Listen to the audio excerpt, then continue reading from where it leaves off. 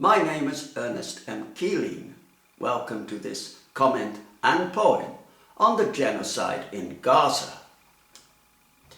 What we have seen in Gaza over the past 10 months are actions of a neo-Nazi army acting for the neo-Nazi state of Israel, which pretends to be democratic, a falsehood reinforced by unconditional support by Genocide Joe, UK PM Kier Starmer, who thought it fine for Israel to cut off essential supplies of electricity and water to Palestinians, Zionistphiles Chancellor Olaf Scholz and EU Commission President Ursula von der Leyen, all genocide supporters.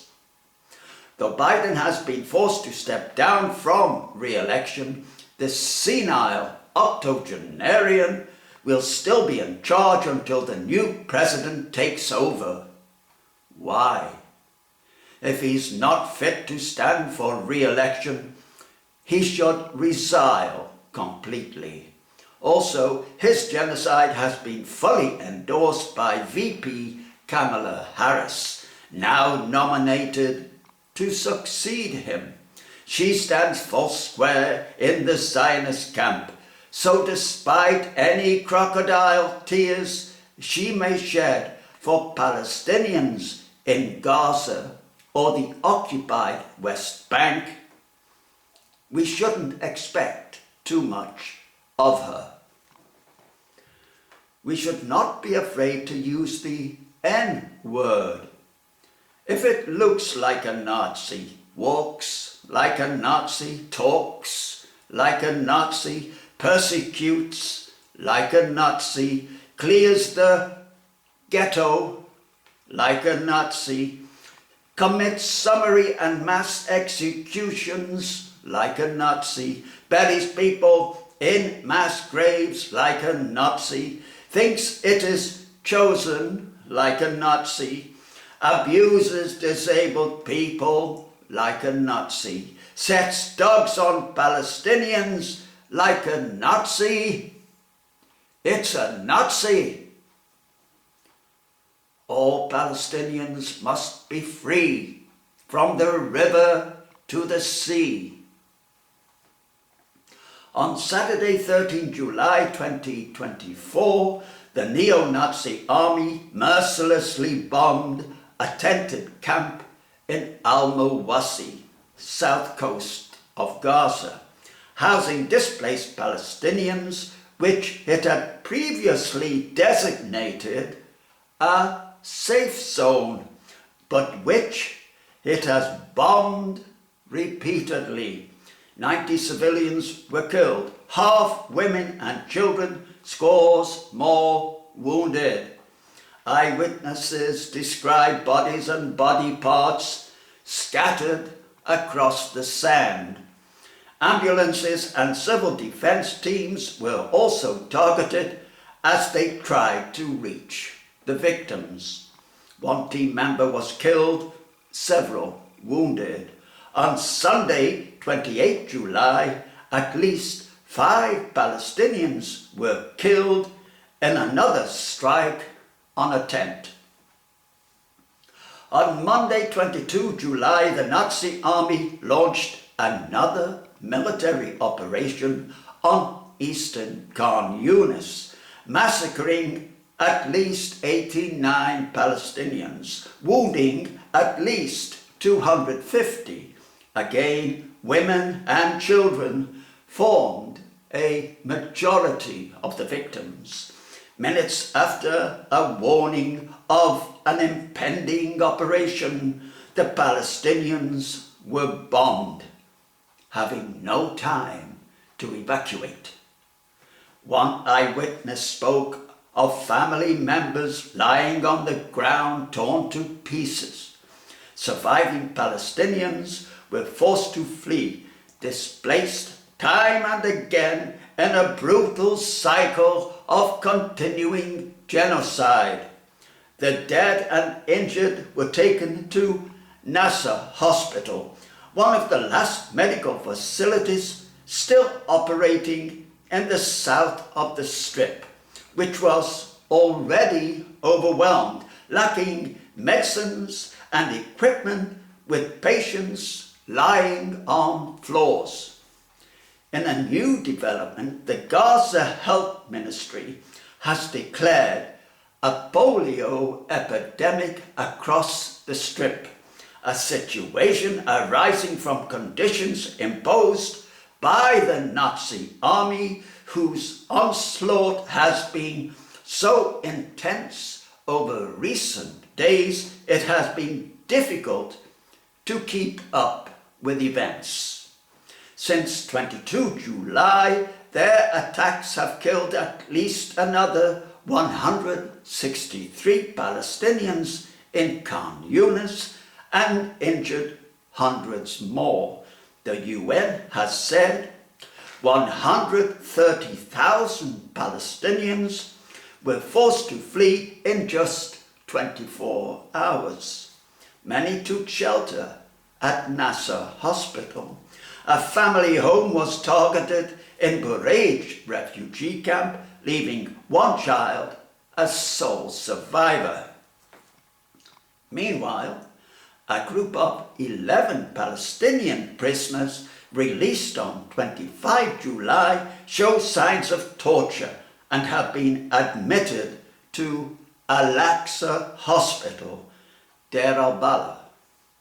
On 29 July, Nazi airstrikes across Gaza killed at least 33 Palestinians, including 3 in another airstrike in the Al-Mawasi area. In a live update, Palestinians are having to flee Burej and Nusrat refugee camps after new evacuation orders were issued. UNRWA says 86% of Gaza is under such orders.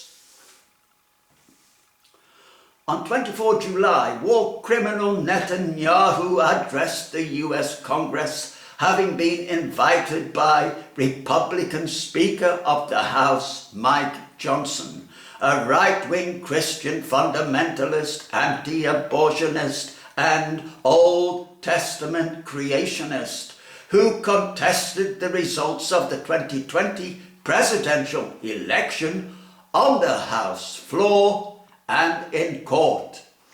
It is fanatics like Johnson that put US politics into crisis. Sadly, there are many more like him who gave the crazy war criminal fulsome support with constant standing ovations.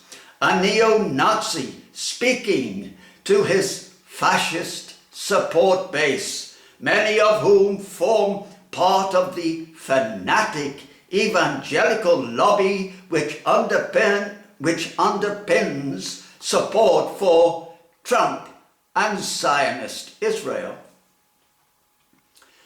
The USA, itself genocidal in nature, never learns from its past. Genocide in Vietnam, invading Afghanistan and Iraq, supporting tin pot dictators and death squads throughout the world during the 20th century.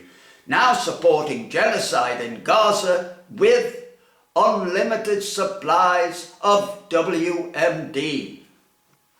It is astonishing to see Biden falling in with war criminal Netanyahu's war aims when Israelis want a ceasefire and the release of captives, and when VP Kamala Harris shook hands with him in Washington. It did not bode well for suffering Palestinians. For Democrats in Congress, it is fair to point out that half of them boycotted Netanyahu's speech, and the only member of Congress of Palestinian origin, Rashida Tlaib, present in the audience wearing a keffiyeh, held a placard which simply read, "War criminal." Meanwhile, on DC streets, anti-Netanyahu Genocide Joe protesters held a day of rage. Copyright.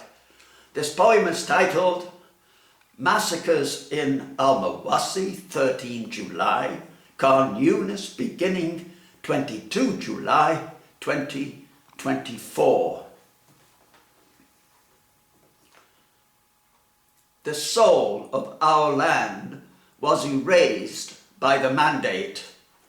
So here we stand, bleeding in a desertscape. Designated safe zones are a rag and bone dystopia of Spartan survival, where there is no safe zone. Look how the flames consume themselves. Day and night, tumbling homes crush us.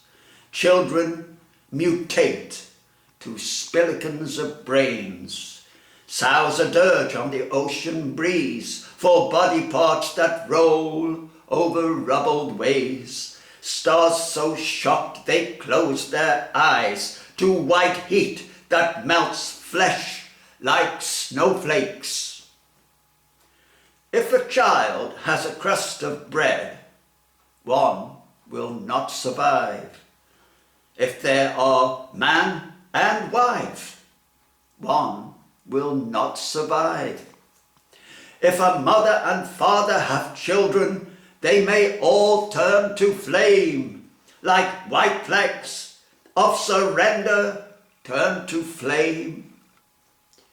In a world of amputees and double amputees, the one-legged boy and girl are king and queen. Where there's no food nor water and famine is round the corner and hospital services exist no more, where patients lie around on floors, we mine polio in the puddles where only viruses thrive. It's not because we come from slime that we can drink it.